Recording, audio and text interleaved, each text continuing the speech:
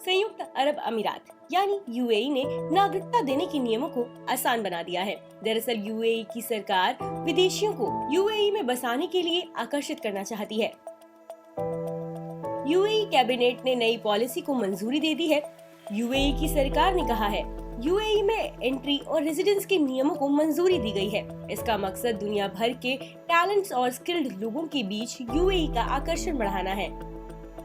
अभी यूएई की आबादी में विदेशी लोगों की हिस्सेदारी 80% से ज्यादा है। कई दशकों से यूएई की इकोनॉमी इन्हीं लोगों पर निर्भर है। यूएई में दुबई और अबू धाबी सहित 7 अलग अलग क्षेत्र शामिल हैं, जिन्हें अमीरात कहा जाता है। यूएई की सरकार ने कहा है कि एंट्री और रेजिडेंस की नई पॉलिसी से वहां काम करने वाले लोगों और उनके परिवारों का भरोसा बढ़ेगा। साथ ही रोजगार के क्षेत्र में प्रतिस्पर्धा बढ़ेगी। गोल्डन रेजिडेंस स्कीम में नियमों को आसान बनाया गया है। नागरिक बनने की शर्तों को भी उदार बनाया गया है। नई पॉलिसी में कहा गया है कि यूएई सरकार इन्वेस्टर्स, एंटरप्रेन्योर्स, असाधारण रूप से टैलेंटेड साइंटिस्ट और प्रोफेशनल्स, शानदार प्रदर्शन वाले स्टूडेंट्स और ग्रेजुएट्स, मानवता के क्षेत्र में काम करने वाले और अग्रिम पंक्ति के हीरो को 10 साल की नागरिकता देगी। गोल्डन रेजिडेंस की स्कीम के तहत यूएई की नागरिकता हासिल कर चुका कोई व्यक्ति अपने परिवार के सदस्यों को स्पॉन्सर कर सकता है। नागरिकता बनाए रखने के लिए यूएई के बाहर मैक्सिमम समय तक रहने की कोई सीमा तय नहीं की गई है। कोई विदेशी व्यक्ति अगर यूएई की नागरिकता हासिल करना चाहता है तो उसे वहां कम से कम 20 लाख दिरहम तक की प्रॉपर्टी खरीदनी होगी।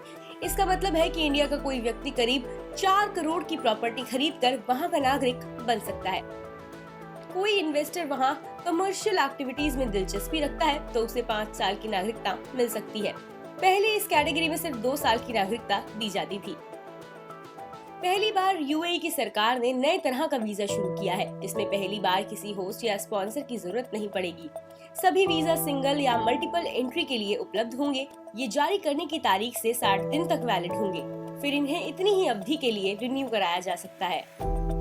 अगर कोई रोजगार के लिए यूएई आना चाहता है तो उसके लिए जॉब एलोकेशन एंट्री वीजा की व्यवस्था शुरू की जा रही है।